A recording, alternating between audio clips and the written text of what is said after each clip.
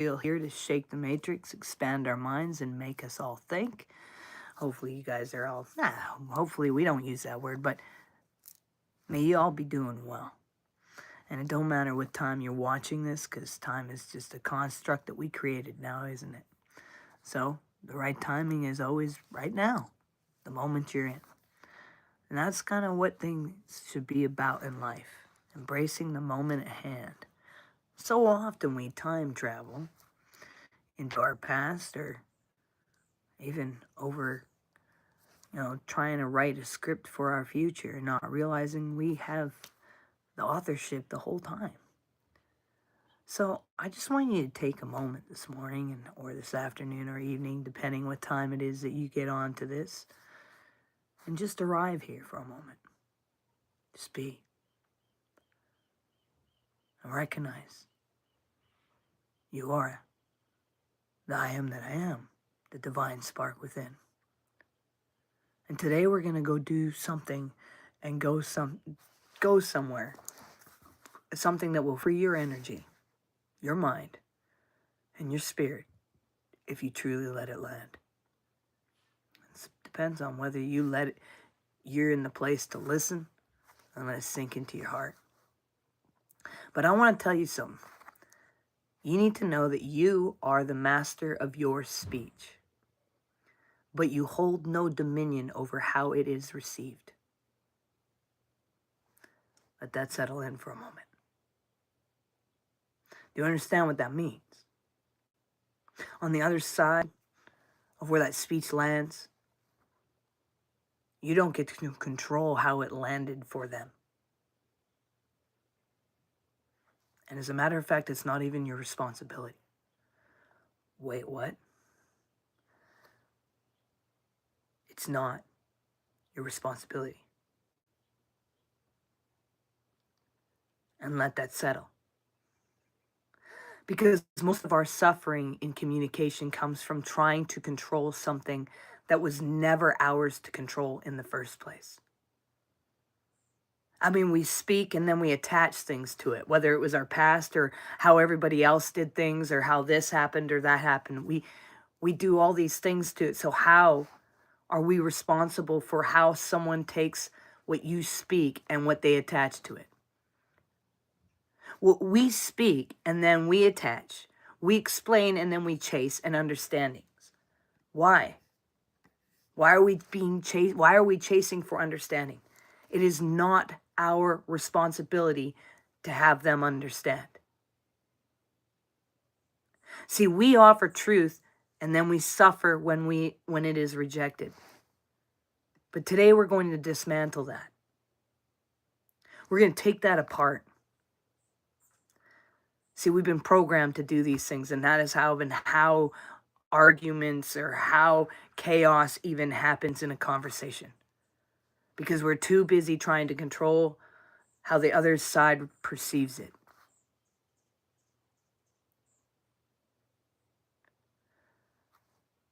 The deeper question is, why do we allow someone to have the control to allow us to feel rejected in the first place? Why do we even allow them to have the power to be the ones that have to even appease us, to even have our confidence? So ask yourself, how many times have you tried to explain yourself only to be misunderstood? See, let's ground this in some science. See, your brain does not experience reality directly. It actually predicts it. And in neuroscience, there's something called predictive processing. And the brain is constantly using past experiences to interpret present moments. So when someone hears your words, they are not hearing you clearly. They're hearing you through memory, through trauma, through emotional conditioning. See, two people can hear the exact same sentence and experience completely different realities from it. One could be sitting there full of traumas and all living in their past, in their yesterdays, and haven't even processed to get out of it and still looking to be saved by somebody else. And the way they will perceive your message could be completely different than if someone, that's the thing. You can have someone see the same car accident, exactly be there, and yet two different stories will come out of those people's mouths. Different realities. You could say, I need space, and one person hears this. I respect myself and I'm honoring my needs. Another hears this. I'm being abandoned. Yeah. Same words, different nervous system. It comes down to how the person chooses to perceive that. See, you're responsible for the clarity of your expression. That is it. But not for the interpretation formed in another person's mind. You can't go into their mind and switch how they're going to perceive things. You can't make them go face the mirror to see clearly. They get it or they don't. There's nothing you can do about it. And this is where we actually get freedom. And freedom really begins right here. Yeah, holy shit, right? Something simple. Now let's go deeper into psychology. See, trauma is not just what happened, it's how the nervous system adapted to survive. How do I know this? Because I used to be this nervous wreck that looked for that savior, when the entire time I was my own. When someone is unhealed, their system is wired for protection, not truth. So they scan for threat. They assume intention. They assume, they personalize everything even. And they assume your intention is even off. They assume everyone's intention is the same way. See, Carl Jung called this projection. What is unresolved within gets projected outward. I'm not nervous at all, dude. Not at all. If you call my shaking, that's because my heart actually just acted out and I got a little zap from my monitor that's inside. So that kind of made me a little shaky. It's called an electrical charge. So I had my cup of coffee this morning. So when someone says you attacked me, you're disrespecting me, you're hurting me, we have to pause and ask this. Is that even truth? Or is that unprocessed pain being placed onto the moment? Is it possible that that's their unprocessed pain and they're bringing it into the moment that they're in now? So now their interpretation is from all of this. See, that's just a tornado and a mess. And if you jump into that, you're just as bad as that. You're just, it's not that it's bad, but I mean, you're just as trapped in it as that. See, they're responding to their past, not the present moment. And if you don't understand this, you will keep trying to fix something that is not yours to fix in the first place. All you can do from there is be clear as best as you can, and whether they get it or not, I don't know what else to do. It's time to call it. This discussion can't keep going. So think of someone in your life who constantly misinterprets you. I know we all got them. I had a battle with one of mine the other day. And I was one of the ones who jumped into it trying to fix it. That was dumb of me. I call it I took a step backwards for a moment and stepped out of that moment of recognizing I was the divine. And I cared too much. But real care would be let them figure it out. Because that's what's important. See, this is not new knowledge at all, by the way. This has been like ancient teachings have been doing this. Some of the wisest tribal shamans and have always pointed to this. That in even the, Bhagavad Gita, you are called to action, but not attachment to results. See, in Stoicism, it's you control your actions, not external outcomes. And at the Temple of Delphi, it's like, know thyself. Why? Because if you do not know thyself, You will believe every reaction around you is about you. That's even in Christianity. They said the kingdom is within.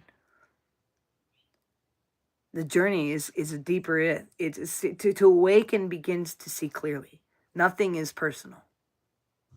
And that's where we got to realize that. Not because they disconnect from life, but because they understand perception differently than your perception. So now we enter gnosis. Not knowledge from books, but inner knowing. The realization that what disturbs you is often revealing within you. So recognize there are no fingers to point except for at your own self. So if you are disturbed, stop looking for someone to put that disturbance onto and recognize it came from you. You're the one who got disturbed. They're not sitting there disturbed now, are they? And even if they did, then that's still up to them to go look at that disturbance. We got to start taking responsibility of our own selves. See, the realization that what disturbs you is often revealing you. And if something triggers you deeply, then ask this question: what inside of me is being touched right now? Because the world is often a mirror. Not always comfortable, but always revealing. So instead of saying, they hurt me, or you hurt me, or you did this, begin with this. Ask yourself, what within me is reacting and why? This is where power returns. Go to yourself, because that's the one person you have control of is you. Because now your state is no longer controlled by external. Oh yeah, just gave back your power now, didn't I? Or offended you, one of the two things. But let's be clear about something important. Understanding does not mean tolerating everything. There are people who are deeply entrapped in their own suffering, and they will twist your words. So no matter what you're saying, they're going to hear what they want to hear. So now don't waste your words. Reject truth. They'll reject truth. They'll stay in victim mode and refuse self-reflection. And being around that is so draining. And science supports this too. I even did an experiment the other day. I've done this experiment a few times.